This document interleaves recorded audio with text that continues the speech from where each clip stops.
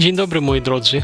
Po publikacji mojego filmiku Efekt granitu w komentarzach otrzymałem zapytanie, czy można ten efekt zrobić na posadzce. Tam ja odpowiedziałem nie, ponieważ tamten materiał się nie nadaje na posadzki, ale mam inny materiał, bardzo odporny stiuk, który się nadaje jak na ściany, wewnątrz i zewnątrz, tak również i nadaje się na blaty. Tylko jeśli to posadzka, to powierzchnia, na którą będzie nakładany ten materiał, ona powinna być bardzo nośna i twarda. Wtedy ona nie będzie wgniatała się. Na przykład, kiedyś wcześniej robiłem próbkę z tego materiału. Grubość materiału tutaj wynosi nam przynajmniej za 2 mm i wtedy to wygląda tak. Na przykład tutaj za 2 mm grubość materiału. Proszę bardzo.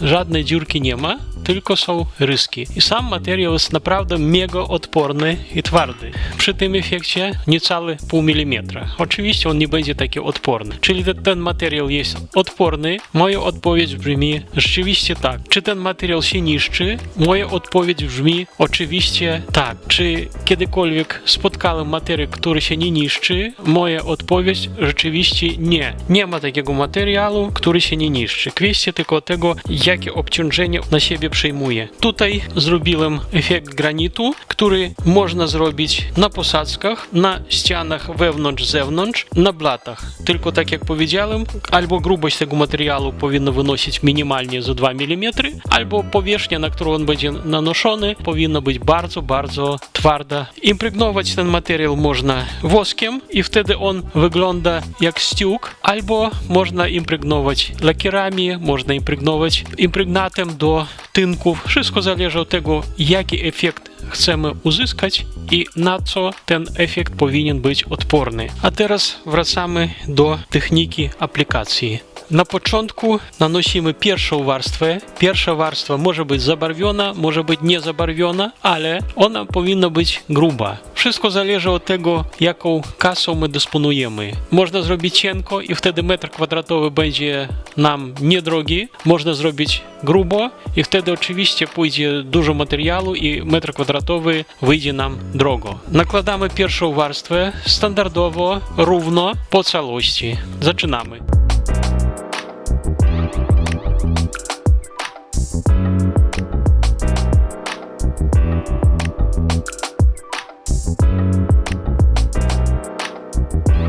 Nałożyliśmy pierwszą warstwę. Oczywiście zapomniałem powiedzieć, że przed nałożeniem pierwszej warstwy powierzchnia powinna być zagruntowana gruntem kwarcowym. Teraz musimy odczekać, aż pierwsza warstwa wyschnie i położymy drugą warstwę. A teraz nakładamy drugą warstwę. Druga warstwa już nosi charakter dekoracyjny i w zależności od tego, jak my zrobimy tą drugą warstwę, taki rysunek końcowy nam wyjdzie. Te wszystkie nierówności to są nierówności, które my stworzyliśmy na drugiej warstwie. Czyli w tym miejscu mamy grubszy wzór, tutaj my robiliśmy packą, odrywaniem i tutaj struktura materiału nam wyszła bardziej gruba. Natomiast tutaj te drobne kropeczki, jak mgiełka, to miejsce, gdzie my będziemy tworzyli efekt za pomocą szczotki albo jakiegokolwiek innego drobnego narzędzia. Zaczynamy. Pierwsza warstwa już jest sucha i teraz będziemy nanosili drugą warstwę. Na drugiej warstwie już będziemy tworzyli wzór naszego całego efektu. Najpierw nanosimy drugą warstwę.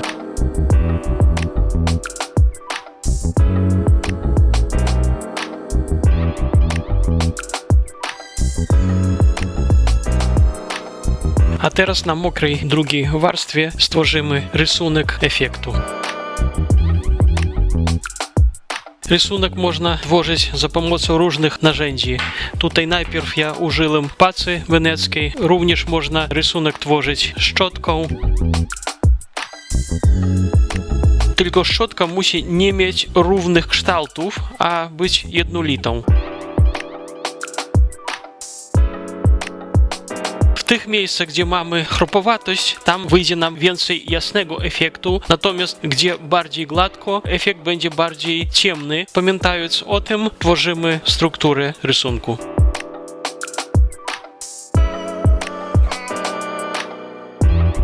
Również później, jeśli za dużo chropowatości, to można wrócić, przygładzić jeszcze za pomocą pacy. Tylko warto pamiętać, że paca nie powinna zostawiać równych śladów. Musi być chaotyczny wzór. Również można do tworzenia efektów jeszcze użyć takiej szczotki. Teraz musimy odczekać, aż warstwa wyschnie i będziemy dalej tworzyli nasz efekt. Druga warstwa już jest sucha i teraz musimy przeczyścić powierzchnię albo przeszlifować, jak komu wygodniej. Ja zwykle używam do tego zabiegu szpachelkę. I teraz po szlifowaniu musimy posprzątać powierzchnię i można będzie nakładać trzecią warstwę. Po szlifowaniu trzeba patrzeć tak, żeby grubość materiału, te czubki, które wystają, były po całej powierzchni na takiej samej wysokości. Powinno to być dlatego, żeby efekt końcowy nam nie był krzywy i rysunek też był piękny. Znowuż ta struktura nie powinna być za bardzo głęboka, ponieważ w takim razie trzecia warstwa nam może zabrać bardzo dużo materiału i też nie będzie to odbijało się za bardzo korzystnie odnośnie efektu, więc bez przesady. A teraz, moi drodzy, podchodzimy do trzeciej warstwy. Trzecią warstwę nanosimy po całości, żeby stworzyć jasny kolor. Nanosimy tak, żeby na nierównościach nam nie zostawały wrzery, bo czasem jest tak, jak nanosimy tynk na nierówną, chropowatą powierzchnię, to nam zostają wrzery. Właśnie tych wrzerów trzeba unikać, ponieważ później te wrzery nie da się wyszlifować i nam one zostaną na efekcie końcowym, co jest efektem niepożądanym. Tylko warto pamiętać, że jeśli my za dużo dadzimy tego jasnego materiału, to później będzie ciężko szlifować, ponieważ materiał jest mocno odporny mechanicznie. Natomiast jeśli dadzimy za mało materiału, to wyjdzie nam nierówna powierzchnia, to po pierwsze, a po drugie, im bardziej my będziemy chcieli wyrównać powierzchnię, wygładzić, tym bardziej ciemna ona będzie. Więc trzeba to wszystko wyczuć. I zawsze lepiej, zanim podejmować się robić jakikolwiek efekt na dużej powierzchni, zawsze warto zrobić małą próbeczkę, żeby wyczuć materiał i żeby zbudować dla siebie metodę aplikacji materiału i tworzenia efektu.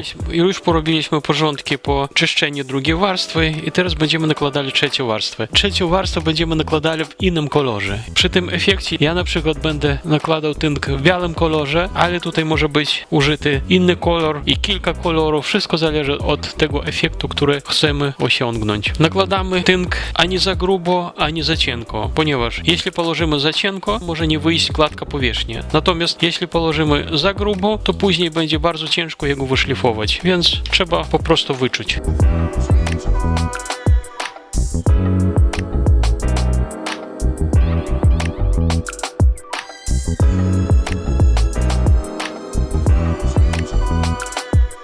Podczas nakładania trzeciej warstwy trzeba uważać, że na strukturalnej powierzchni mogą zostawać lekkie wżerki. Trzeba tego unikać i zagładzać, żeby tego nie było.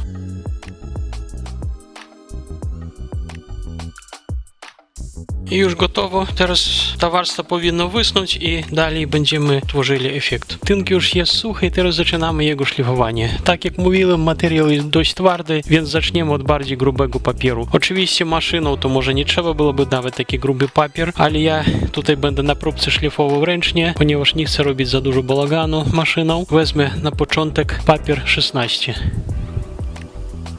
Bardzo gruby papier.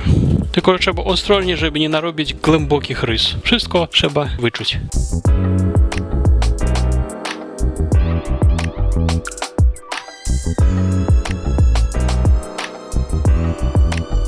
Zerwałem górną warstwę papierem 16, dalej wezmę papier 40. Materiał jest bardzo twardy, więc szlifować ręcznie go bardzo ciężko. I dalej szlifujemy 40.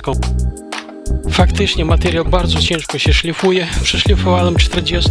Teraz można wziąć papier albo 60, albo 80. Wszystko zależy od tego, jakie głębokie ślady zrobił poprzedni papier ścierny. Tutaj u mnie nie jest tak głęboko, więc ja przeskoczę z 40 od razu na 80.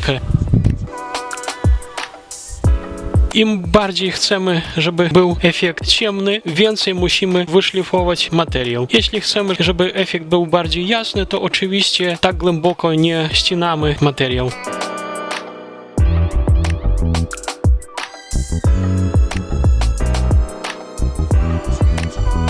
I moim zdaniem wystarczy będzie szlifowanie 80. Ja nie chcę, żeby ten efekt był bardziej ciemny, więc teraz bardziej się skupię na tym, żeby powierzchnia była bardziej gładka, czyli zacznę bardziej polerować materiał niż szlifować. Udało się normalnie wyszlifować 80.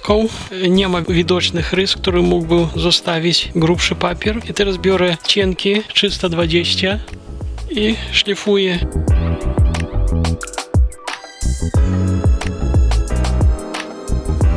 Przeszlifowałem papierem 320. Prawie powierzchnia jest napolerowana, ale dla większego perfektu przepoleruję jeszcze papierem 1000.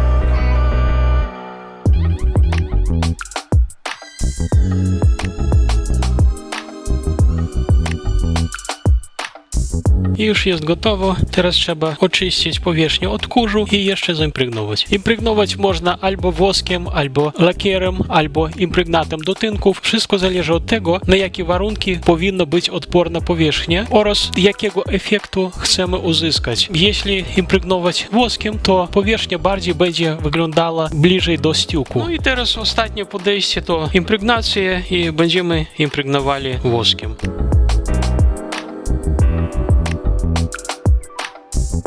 Na ten materiał wosk aplikuje za pomocą miękkiej szmatki. Jak widać, wosk wyciąga wzór, nadaje efektu większej soczystości. Mnie na przykład efekt po woskowaniu bardzo się podoba, chociaż z lakierem też nieźle wygląda. I teraz po wyschnięciu wosk trzeba napolerować. Dziękuję bardzo, że byliśmy razem. Dziękuję bardzo wszystkim, kto polubił ten filmik. Zapraszam do subskrypcji mojego kanału i do zobaczenia w następnych filmikach.